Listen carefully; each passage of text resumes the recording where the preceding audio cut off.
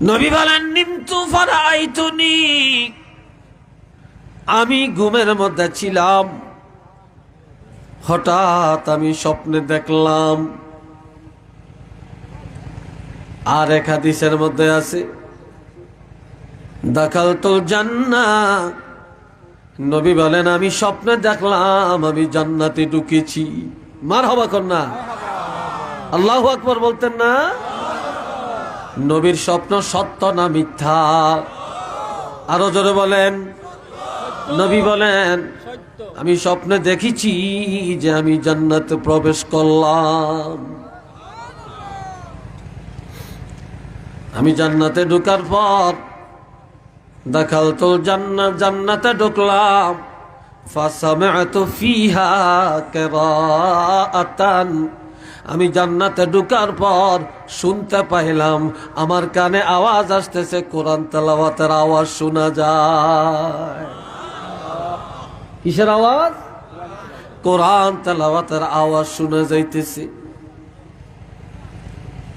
নবী বলেন আমি স্বপ্নে দেখছি ঘুমন্ত অবস্থায় যে আমি জান্নাতে প্রবেশ করছি, আর জান্নাতে ঢোকার পর কোরআন তেলাওয়াতের আওয়াজ শোনা যাইতেছে। তখন আমি জিজ্ঞাসা করলাম, কুলতু মান হুয়া, কে, কার কোরআন তেলাওয়াতের আওয়াজ শোনা যায়? ক্বালু হারিসাতু ইবনুন নু'মান। ফেরেশতারা রাসূলের পরিচয় করে দেন, ইয়া রাসূলুল্লাহ, যার কোরআন তেলাওয়াতের আওয়াজ শোনা যায় তিনি হলেন নু'মানের বেটা হযরত হারিসা রাদিয়াল্লাহু, তিনি একজন সাহাবী। তখন নবী বললেন হারিসা মরল কবে? হারিসা জান্নাতে আসলো কবে? হারিসার কোরআন তেলাওয়াতের আওয়াজ শোনা যায় কি করে? সে তো এখনো ইন্তেকাল করে না, এখনো তো মরে না, কিভাবে সে জান্নাতে আসলো? তখন ফেরেশতারা বলে দেন, ইয়া রাসূলুল্লাহ, ওয়া কানা আবারুন নাস বিউম্মিহি, এ হারিসা আল্লাহর সন্তুষ্টির জন্য একটা আমল সে খুব গুরুত্বের সাথে করছে। সে আমলটা হলো, এই হারিসা আল্লাহকে সন্তুষ্টি রাখার জন্য দুনিয়াতে সবচেয়ে বেশি তার মায়ের সেবা করেছে। ওই মায়ের সেবা করার কারণে, মায়ের দোয়ার বরকতে আল্লাহ রাজি হইয়া এই হারিসার ইন্তেকালের আগে আগে জান্নাতের মধ্যে তার শান, তার মর্যাদা এত বাড়াইয়া দিছে, জান্নাতে কোরআন তেলাওয়াতের লিস্টের মধ্যে আল্লাহ পাক তার নামটা উঠাইয়া দিয়েছে।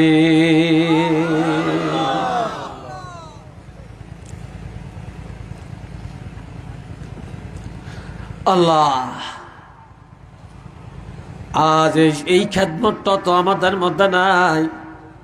এই জন্য আল্লাহ বলেন, আল্লাহর হাবিবকে লক্ষ্য করে হাবিব আপনি বলেন, ইন্না সলাতি, আমার নামাজ, ওয়া নুসুকি, আমার কোরবানি, ওয়া মাহিয়ায়া, আমার জিন্দেগি, ওয়া মামাতি, আমার মরণ, লিল্লাহি রাব্বিল আলামিন, বিশ্ব জগতের প্রতিপালক আল্লাহর জন্যে।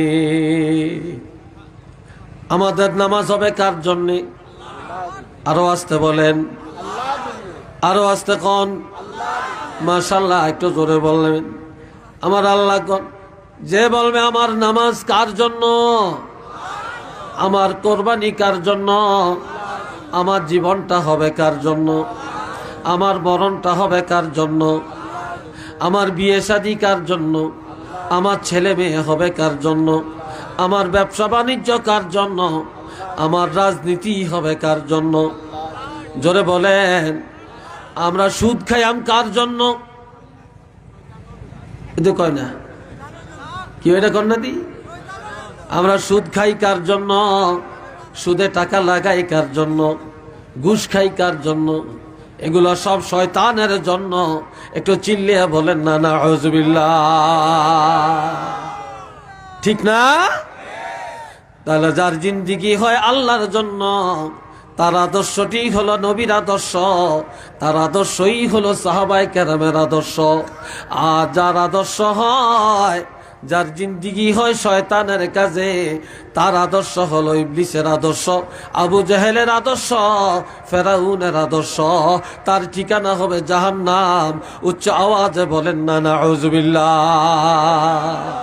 আমরা বেহেশতে যাইতে চাই না জাহান্নামে যাইতে চাই? আর একটু জোরে বলেন, কারা কারা জাহান্নামে যাবেন একটু হাতটা তোলেন। কি হ্যাঁ, দেখছেন নি? বুঝছে না? ও আল্লাহ, এটার নাম পরীক্ষা। এটার নাম কি? পরীক্ষা। আমরা সবাই জান্নাতে যাইতে চাই, রাজি আছেন? এটা দুইটা হাত তুলে আমার আল্লাহরে দেখান।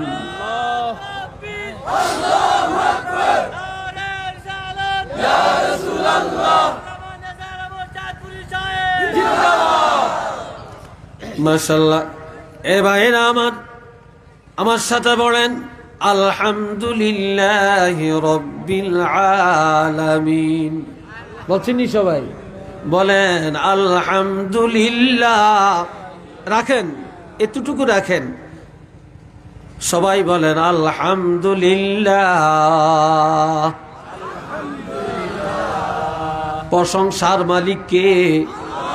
প্রশংসার যোগ্য কে? প্রশংসা কার জন্য? একজনও প্রশংসা করল না, কেউ প্রশংসা করল না। তারপরেও আল্লাহ নিজে নিজে প্রশংসার যোগ্য। কথা ঠিক কিনা? কেউ যদি প্রশংসা নাও করে, তার আল্লাহর ওয়াহদানিয়াত, তার জালালিয়াত, কামালিয়াত কমে যাবে না।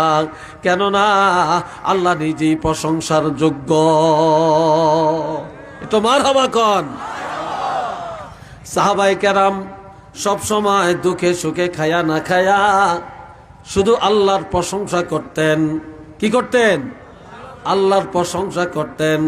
যে আল্লাহর প্রশংসা করতেন, সে আল্লাহর পরিচয় রব্বিল আলামিন। সবাই বলেন রব্বিল আলামিন। যিনি বিশ্ব জগতের প্রতিপালক, সে আল্লাহর জন্য প্রশংসা। আমাদের অভিভাবক কে? প্রতিপালক কে? হায়াতের মালিক কে? মৌতের মালিক কে? রিজিক দেয় কে? বাতাস কার? আগুন কার? দিন কার? রাত্র কার? সূর্য কার কথায় চলে? চন্দ্র কার কথায় চলে? জোয়ার বাটা কার হুকুমে চলে? সমুদ্রের মাছ খাওয়ায় কে? দুনিয়াতে ঘুম দিছে আমাদের চোখের মধ্যে কে? ঘুমায় না কে? জোরে বলেন, ঘুমায় না কে? যে আল্লাহ ঘুমায় না, সে আল্লাহ হলেন আমাদের প্রতিপালক। একটু চিল্লে বলেন না সুবহানাল্লাহ।